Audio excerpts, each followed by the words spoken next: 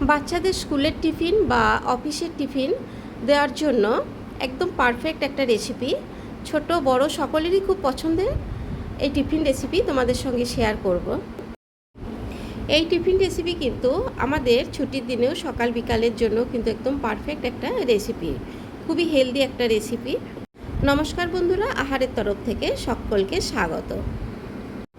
এই tiffin recipe তৈরি করার জন্য আমি প্রথমেই এই মেজারমেন্ট কাপের সবথেকে যে বড় কাপটা তার 1 কাপ চিড়ে নিয়ে নিলাম।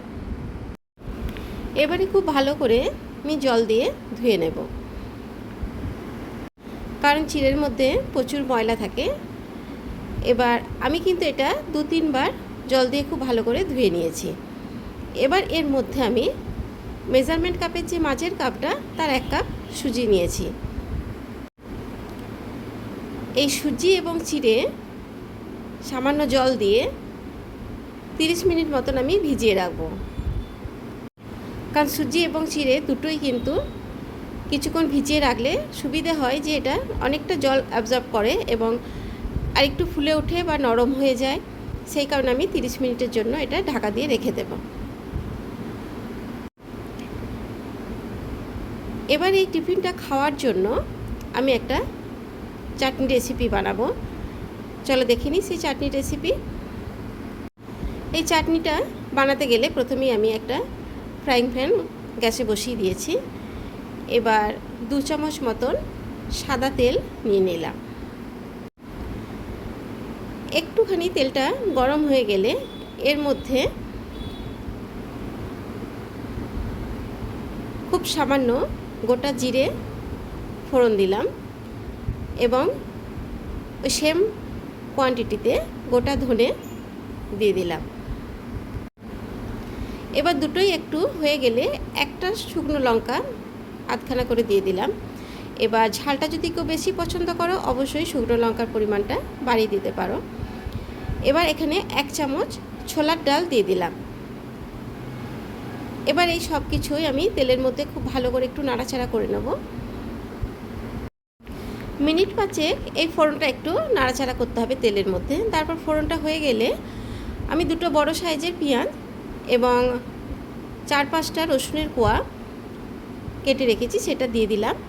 এবার এই সব কিছু খুব ভালো করে তেলের মধ্যে আবারও নাড়াচাড়া করে নিতে হবে। এবার এর মধ্যে খুব সামান্য হলুদ গুঁড়ো দিয়ে দিলাম এবং কাশ্মীরি লাল লঙ্কার গুঁড়ো দিয়ে দিলাম, যাতে কালারটা একটু ভালো হয়। এবার একটু সামান্য জল দিয়ে এটা খুব ভালো করে একটু নাড়াচাড়া করে অর্থাৎ কষিয়ে নিতে হবে। এমন নয় যে পেঁয়াজগুলো সেদ্ধ হতে হবে, জাস্ট 5-7 মিনিট এই সব কিছু তেলের মধ্যে নাড়াচাড়া করতে হবে। এবার পরিমাণ মতো লবণ দিয়ে দিলাম এবং টেস্টের জন্য 1 চামচ চিনি এবং সব শেষ খুব সামান্য কসুরি মেথি আমি একটু গুঁড়িয়ে দিয়ে দিলাম। এবার এগুলো নাড়াচাড়া করে আমি একটা মিক্সিং জারের মধ্যে নিয়ে নেব। এবার আমি গ্যাসের নবটা বন্ধ করে দিয়েছি, কারণ মিক্সিতে পেস্ট করতে গেলে একটুখানি ঠান্ডা হতে হবে।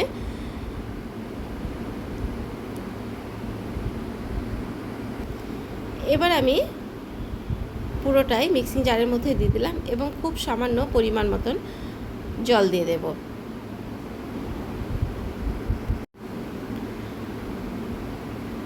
খুব সামান্যই জল দিলাম যাতে চাটনিটা খুব পাতলা না হয়ে যায়।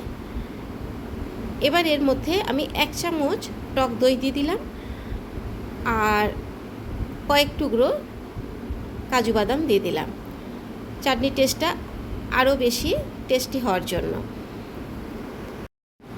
এবার এখানে চাটনিটা পেস্ট হয়ে গেছে, দেখো কত সুন্দর একটা কালার এসেছে।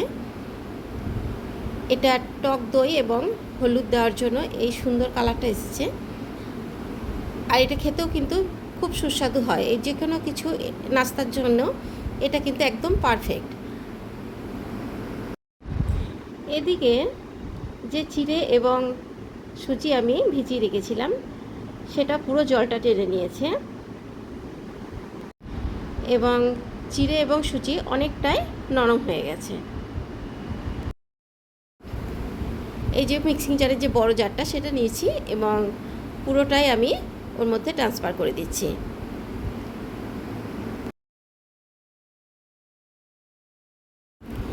এবার এর মধ্যে আমি 3 চামচ টক দই এবং জল মেট করে এই মেজারমেন্ট কাপে, সবথেকে যে ছোট কাপটা 1 কাপ দিয়ে দিলাম, আর আরেকটু পরিমাণ মতন জল দিয়ে দিলাম, পরিমাণ মতন লবণ দিয়ে দিলাম। এবার আমি একটা পেস্ট তৈরি করে দেখাচ্ছি। এখানে পেস্টটা তৈরি হয়ে গেছে। এরকম একটা মিহি পেস্ট তৈরি করতে হবে, যাতে করে চিড়ে বা সুজির কোনো দানা ভাব আর না থাকে। এবার এই ঘন ব্যাটারটা আমি আরেকটু পাতলা করে নিচ্ছি। এরকম একটা, খুব পাতলাও নয় আবার খুব ঘনও নয়, একটা ব্যাটার তৈরি করে নিতে হবে। এবার এর মধ্যে আমি 1/2 চামচ খাবার সোডা দিয়ে দিলাম। এটাও খুব ভালো করে আবারও মিশিয়ে নিচ্ছি। এর ফলে টক দই এবং খাবার সোডা থাকার ফলে খুব সুন্দর একটা জালি জালি ভাব আসবে, দেখতেও যেমন সুন্দর হবে, খেতেও খুব ভালো লাগবে। এবার এখানে ব্যাটারটা তৈরি হয়ে গেছে। এদিকে আমি একটা ফ্রাইং প্যান গরম করে খুব সামান্য তেল আমি ব্রাশ করে নিলাম। এই রেসিপিটা তৈরি করতে গেলে কিন্তু খুব বেশি তেলের প্রয়োজন হয় না, এইরকমই খুব সামান্য তেল একটুখানি ব্রাশ করে নিলেই হবে। এবার দেখো কত সুন্দর প্যান থেকে উঠে চলে এলো। এইভাবে আমি সবগুলোই বানিয়ে নেব।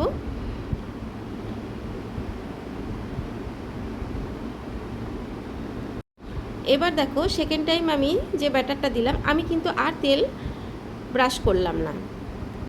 এখানে কেউ তেল ব্রাশ করে দিতেও পারো, আবার প্রয়োজন হয় না, এটা কারণ খুব কম তেলেই এই রেসিপিটা হয়। খুব সুন্দর উঠে চলে এলো। এই রেসিপি যদি ভালো লাগে তো নতুন বন্ধুরা অবশ্যই একটা আমার চ্যানেলকে সাবস্ক্রাইব করে নিও। এই যে অপর পিঠটা খুব সুন্দর একটা কালার এসেছে, আর এতটাই নরম হয় যে এটা ভাঁজ করলেও কিন্তু এটা ছিঁড়ে যাওয়া বা ফেটে যাওয়ার কোনো ব্যাপার থাকে না, এবং সারাদিনই এই রেসিপিটা কিন্তু এরকমই নরম থাকে। আর পুরো রেসিপি দেখার পর অবশ্যই একটা লাইক করো এবং কমেন্টস করতে ভুলো না যে রেসিপিটা কেমন লাগলো তোমাদের। পুরো ভিডিও দেখার জন্য অনেক অনেক ধন্যবাদ।